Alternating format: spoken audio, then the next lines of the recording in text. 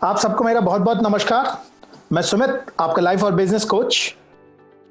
आज हम लोग एक बहुत ही जरूरी टॉपिक पे डिस्कशन करने वाले हैं और वो टॉपिक है एक पेज का ग्रोथ प्लान।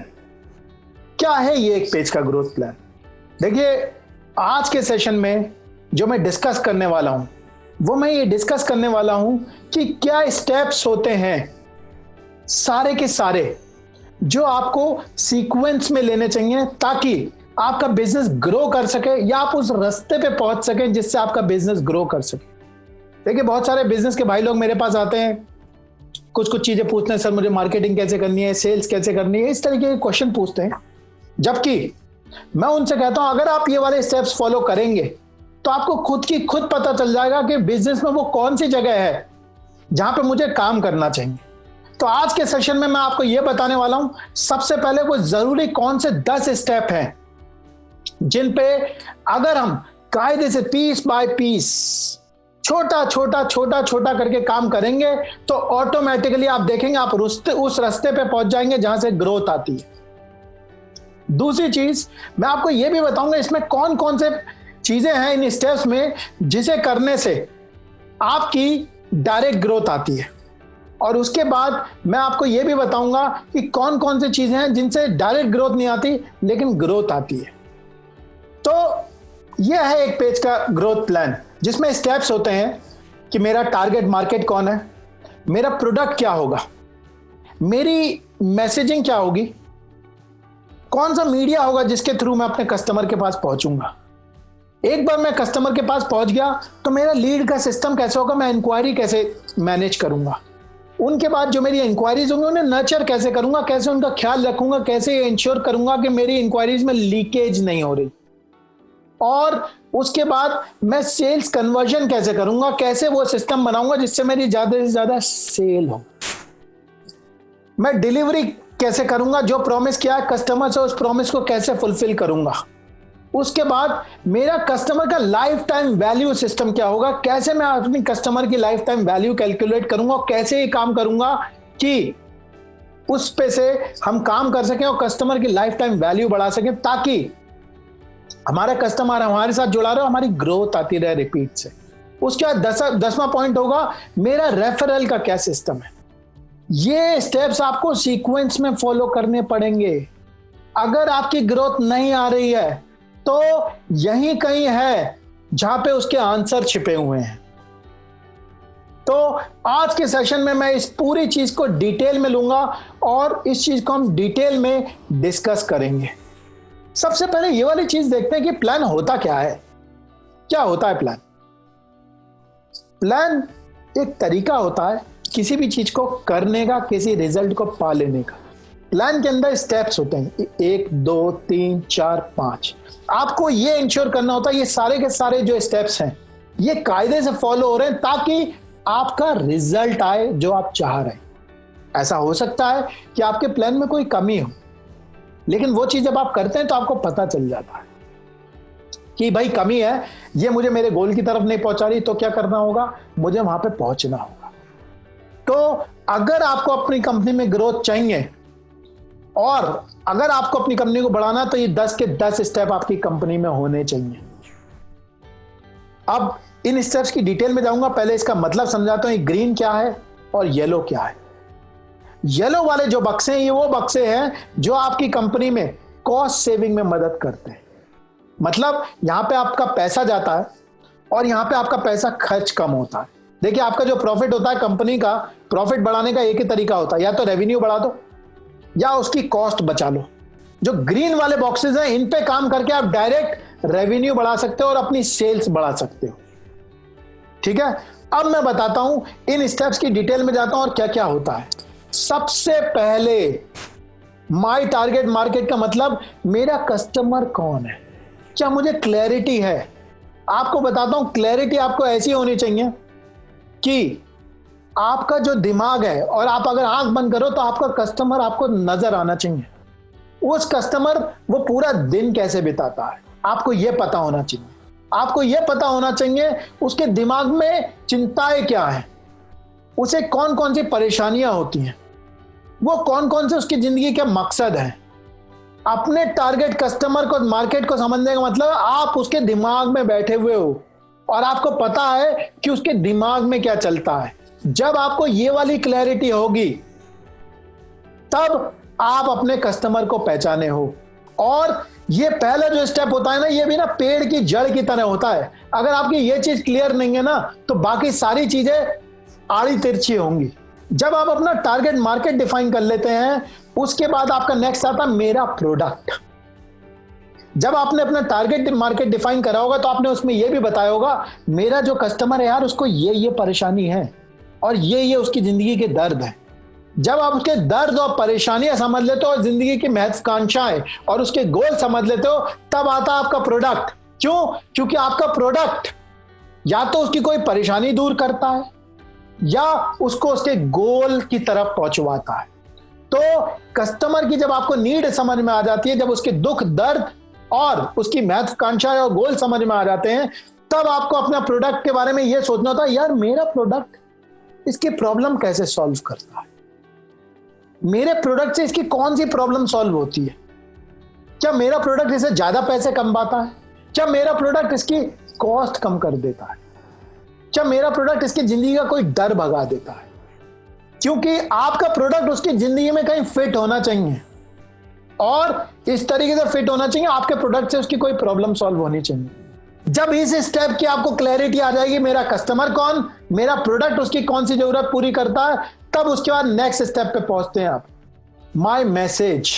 अब मुझे यह समझना होता है कि यार मैं उससे बात कैसे करूंगा, मैं जब उससे बात करूंगा तो मेरा मैसेज क्या होगा, उसे कैसे मैं उससे बोलूंगा, या मैं जिस भी तरीके से उसके पास पहुंच रहा हूं उस समय उससे बोलूंगा क्या।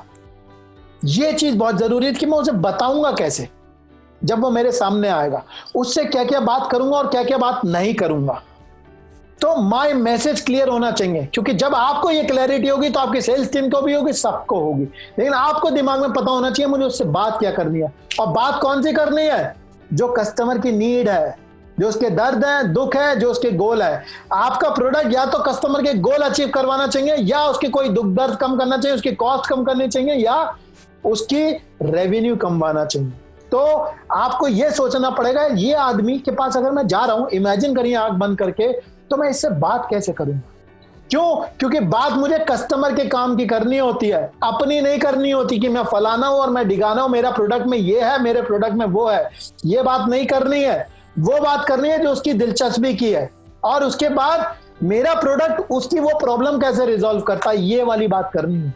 ये नहीं बताना मेरे प्रोडक्ट में ये है और हम सॉल्व हो कि ये है और वो है। जब ये आपका तीसरा स्टेप हो जाता है, उसके बाद आते हैं आप फोर्थ स्टेप पे। फोर्थ स्टेप होता है माय मीडिया। माय मीडिया का मतलब, चलो भाई मुझे ये समझ में आ गया कि ये मेरा कस्टमर है, मुझे ये भी समझ में आ गया मेरा जो प्रोडक्ट है इसकी ये वाली नीड पूरी करता है, मुझे ये भी समझ में आ गया जब मैं इसके पास जाऊंगा तो कैसे बात करूंगा। चौथे लेवल पे अब मुझे ये समझना होता है कि यार इस तक पहुंचूं कैसे, मेरा कस्टमर मिलेगा कैसे, और मैं उस तक कौन से मीडिया से पहुंच पाऊंगा, वो कौन सा तरीका है जिससे मैं उसके पास पहुंच पाऊं और उसे बता पाऊं तुम्हारी प्रॉब्लम को सॉल्व करने के मेरे पास ये प्रोडक्ट है। ये मीडिया में आपका एडवर्टाइजिंग मीडिया आता है, क्या वो ट्रेडिशनल मीडिया होगा या फेसबुक होगा या गूगल पेड होगा, कौन सा मीडियम होगा। ये वाली चीज का जो चुनाव होगा ये इस चीज पे होगा कि मेरा जो कस्टमर है, मेरा टारगेट मार्केट है, वो होता कहां पे। यहां से आप अपने मीडिया का चुनाव करते हैं कि भाई मैं फेसबुक की मार्केटिंग करूं कि गूगल की मार्केटिंग करूं कि ट्रेडिशनल मार्केटिंग करूं, पैम्फलेट भिजवाऊं, क्या करूं। कई लोग मुझसे पूछते हैं आके मेरे कस्टमर, सर बताइए मार्केटिंग के लिए क्या करूं। मुझसे मत पूछिए, अपने कस्टमर के बारे में जानिए और उस देखिए वो कहां मिलता है और वहां पे पहुंचने का सबसे सस्ता और टिकाऊ तरीका कौन सा है।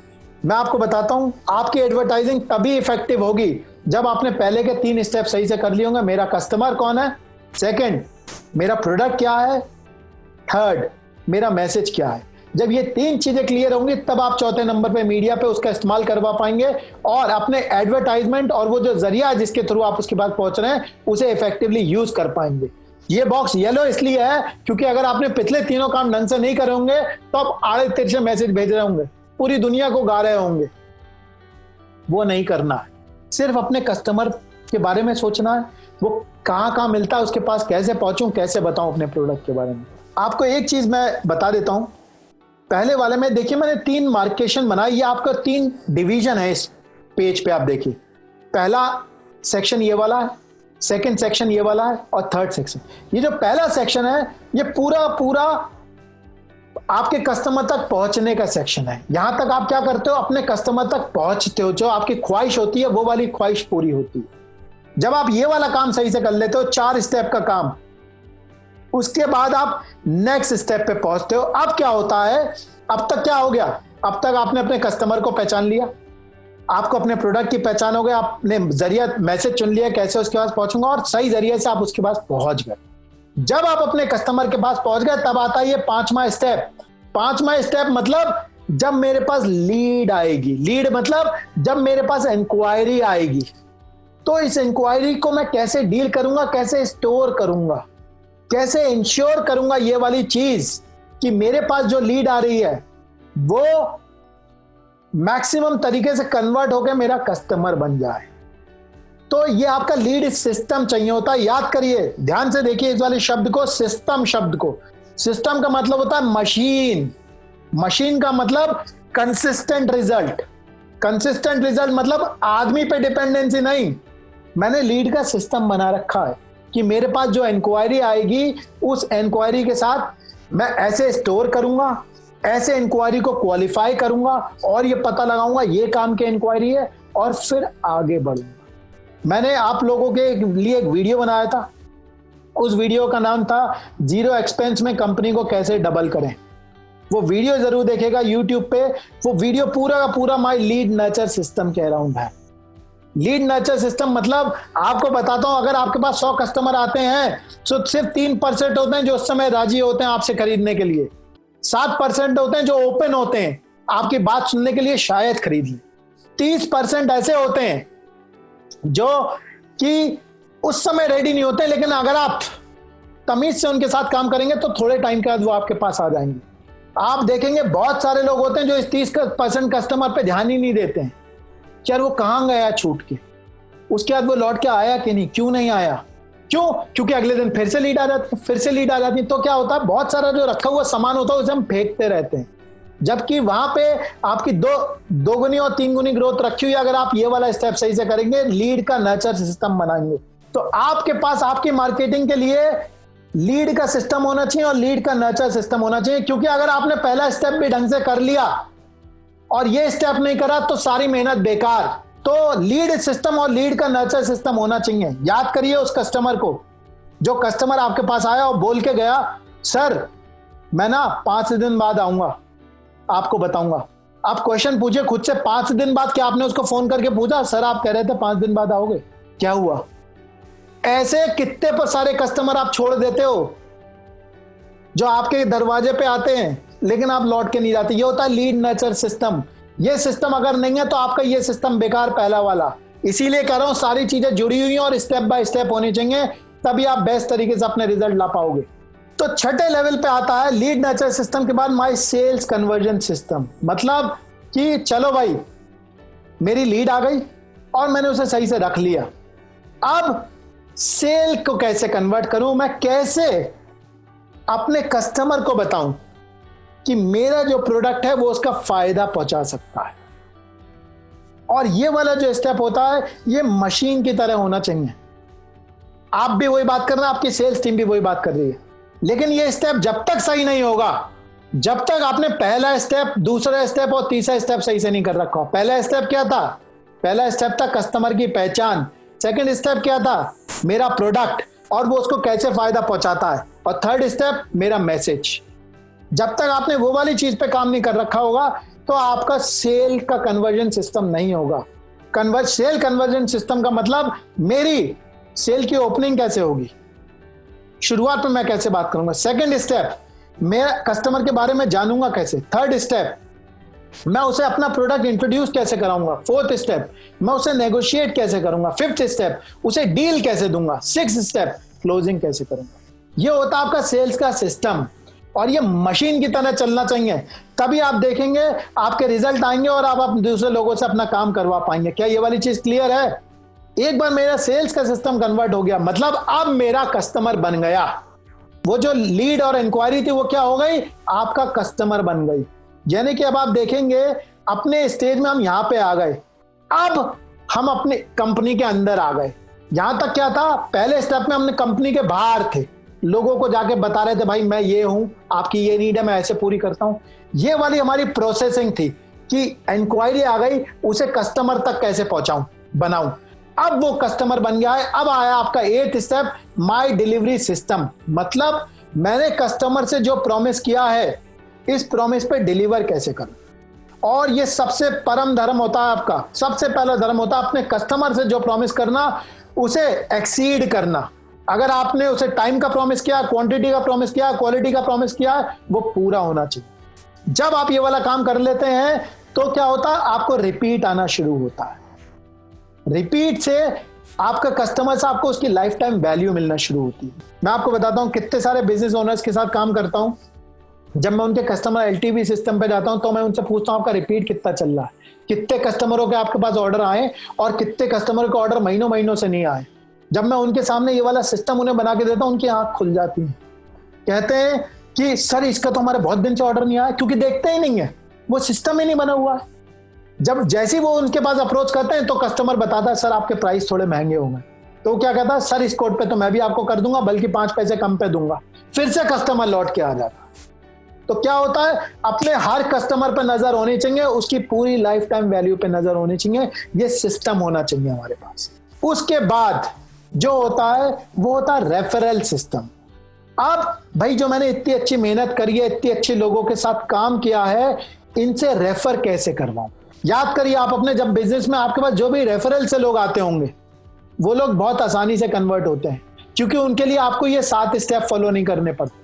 क्यों? क्योंकि वो पहले से ही कस्टमर के सुन के आते हैं, वो सीधे सीधे आपके साथ में नंबर पे आ जाते हैं। लेकिन जो एक नया कस्टमर होता है वो ये 6 कदम चल के 7वें नंबर पे आपसे बात करने आता है। इसीलिए हर स्टेप को ध्यान देना है भाई। रेफरल वाला आदमी क्विक कन्वर्ट होता है, उसे नहीं छोड़ना है। जो आदमी एक बार कस्टमर बन गया उसे नहीं छोड़ना है। क्यों? क्योंकि आपकी मेहनत थी जो आप कर चुके हो। आप लोगों में से बहुत लोग ऐसे होंगे जो यहां पे बहुत टाइम बिताते होंगे, स्टेप नंबर 8, 9, 10 पे।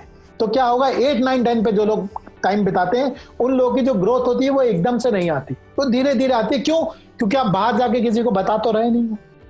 आपके पास, आप ये सोचो, इस सारी चीज को सोचो, आपका रिपीट कस्टमर आता है, आपकी सर्विस से बहुत खुश भी है, तो आप बाहर निकल के और लोगों को क्यों नहीं बता रहे हो क्या मेरे पास ये प्रोडक्ट है और तुम भी आओ। आपका सिस्टम तो पूरा बना बनाया, कोई नई चीज तो आपको बनानी नहीं है। आपको तो बस अपना एक मार्केटिंग का इंजन बनाना और सेल्स का इंजन बनाना, आपका ऑटोमेटिकली बिजनेस ग्रो कर जाएगा। तो भाई अपने घर से बाहर निकलो। घर से बाहर निकलने के लिए सिस्टम बनाओ। सिस्टम का मतलब वहां पे लोग और प्रोसेस फिट करो। जब आप लोगों को, मैं अब ये कहता हूं कि ये सामने जो स्क्रीन पे आपको स्क्रीन दिख रही है, अपने आप को इस पे नंबर दो हर स्टेप पे 10 में से, कि मैं इसमें कैसा हूं, मेरा टारगेट मार्केट कैसा है 10 में से, क्या मैं अपने आप को, मेरे कस्टमर की कितनी अंडरस्टैंडिंग है, 6 या 8, क्या मैं अपने प्रोडक्ट को अच्छी तरीके से जानता हूं, मेरा मैसेज कैसे मैं उसके बारे में बताता हूं, मैं मीडिया कौन सा चुनता हूं। अगर आप इसमें से कोई भी काम नहीं करते तो अपने आप को 0 दे दीजिएगा, क्योंकि मैं बाहर ही नहीं निकलता हूं भाई, मेरे पास जो कस्टमर आता है। तो इसका मतलब जो मैं अपना गेम है, आप उस मशीन की तरह हैं। अगर आप ये वाले स्टेप नहीं करते, पहले 6 स्टेप जो कि 100 पे चल सकती है, लेकिन क्या कर रही है, 40 पे ही चल रही है, और 100 पे चलने के लिए ज्यादा मेहनत नहीं करनी पड़ेगी अगर आप ये वाले स्टेप्स नहीं कर रहे। मैं आपको बताता हूं, अगर आपको इस वाली चीज में सबसे ज्यादा जीतना है तो आप एग्जिस्टिंग वाले में 5 और 6 स्टेप पे काम करोगे ना, तब भी आप डबल हो जाओगे। अगर आप तमीज से 5th और 6th स्टेप पे काम कर लो, आप डबल हो जाओगे। फर्स्ट 4 स्टेप्स कर लोगे तो ऑटोमेटिकली डबल से ट्रिपल भी हो सकते हो। सेल्स कन्वर्जन पे काम कर लोगे, तमीज से और कोई काम ना करो तो 60 से 70% ग्रोथ ऐसी आ जाएगी। आपकी ग्रोथ आपके सामने रखी हुई है, आपको उठानी है और उसके लिए आगे बढ़ना है, और ये वाले काम तमीज से करने हैं। ये वाली चीज आपको फिर से बताता हूं, ध्यान से सुनिए। अपने आप को ये सारी चीजें लिख लीजिए और देखिए आप कहां पे कच्चे हैं और उस चीज पे काम करिएगा। मेरा टारगेट मार्केट क्या मुझे दिखता है, मेरा कस्टमर मुझे आंखों में दिखता है क्या, और मुझे दिखता है कस्टमर ना आपको ऐसे दिखना चाहिए कि फिल्म की तरह देख रहे हो कि सुबह उठ के शाम तक क्या करता है, दिमाग में क्या क्या चिंताएं हैं, किन चीजों से परेशान होता है, कैसी बातें बोलता है, कौन सी भाषा बोलता है। क्यों? क्योंकि जब आप ये समझ लोगे, इस वाली चीज की मदद आपको माय मैसेज में मिलेगी, क्योंकि फिर आपसे आप उसी तरीके से बात करोगे और उसी भाषा में बात करोगे। चीनी आदमी से अगर आपको काम करवाना तो चीनी भाषा में बात करनी होगी, अंग्रेजी बोल के नहीं होगा। तो आपको समझना पड़ेगा वो कौन सी भाषा बोलता है, कौन से उसके डर हैं। उसके बाद अपना प्रोडक्ट डिफाइन करिए, अपना मैसेज डिफाइन करिए, फिर देखिए मैं कैसे उसके पास पहुंचूंगा, मेरा मीडिया क्या होगा। उसके बाद 5वें नंबर पे जब मेरी इंक्वायरी आ जाएगी, अब ये एफिशिएंसी की बात है, सेकंड लेयर, अपनी लीड्स को कैसे सही से स्टोर कर रहा हूं, कैसे उन्हें क्वालिफाई कर रहा हूं, कैसे उन्हें नर्चर कर रहा हूं। इन स्टेप पे काम करके ही अगर आप तमीज से काम करेंगे, पहले 4 पे ना काम करके, आप ऑटोमेटिकली 100% मतलब डबल हो जाएंगे अगर यहाँ पे काम ढंग से कर रहे होंगे। माय सेल्स कन्वर्जन पे काम कर लेंगे तो स्क्रिप्ट बनाइए, उसका इंजन बनाइए सेल्स का, ताकि हर आदमी वैसे काम कर सके। उसके बाद डिलीवरी, मुझे आशा है कि आप लोग ये वाला काम कर लेते होंगे। उसके बाद कस्टमर का लाइफ टाइम वैल्यू सिस्टम बनाइए। एक बार मेहनत करके जो कस्टमर आ गया वो आपके पास से जाना नहीं चाहिए। और उसके बाद उससे कैसे रेफरल लूंगा। आप ये वाले स्टेप्स करेंगे तो ग्रोथ आएगी। अगर आप अपने बिजनेस पे एक्टिवली काम करना चाहते हैं और अपने बिजनेस को 2 से 3 गुना ग्रोथ देना चाहते हैं, वो भी कम से कम टाइम में और कम से कम पैसे लगाकर, तो आप मेरे साथ पर्सनली काम कर सकते हैं और मेरा एक्सपीरियंस इस्तेमाल करके अपने बिजनेस को नई ऊंचाइयों पे पहुंचा सकते हैं। थोड़ा सा मैं अपने बारे में बता देता हूं। हमारी कंपनी थी एड्यूरेका, जिस कंपनी को हमने 0 से लेके 250 करोड़ तक पहुंचाया था, वो भी 4 साल में, और वो भी बिना किसी फंडिंग के। ये जर्नी एक बहुत ही खूबसूरत जर्नी थी और इसने मुझे बहुत सारी चीजें सिखाई। इसी वाली चीज से सीख के मुझे समझ में आया कि अगर आपको नेक्स्ट लेवल पे जाना होता है तो आपको 5 चीजों का चैंपियन बनना पड़ता है। वो 5 चीजें कौन सी हैं?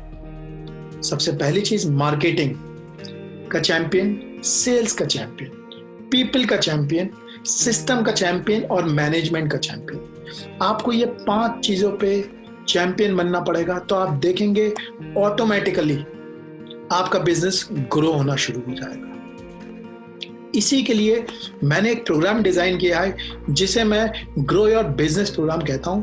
इसके 2 मेन पार्ट हैं। सबसे पहला जो पार्ट है वो है ग्रोथ का पार्ट, और जो दूसरा पार्ट है वो है सिस्टम्स का पार्ट। तो ग्रोथ के पार्ट में हम 2 चीजें कवर करते हैं, जिसमें पहला पार्ट होता है मार्केटिंग। इसका मतलब आपके बिजनेस में ज्यादा से ज्यादा कस्टमर कैसे लेके आए जाएं, क्योंकि जब कस्टमर आएंगे तो सेल भी होगी।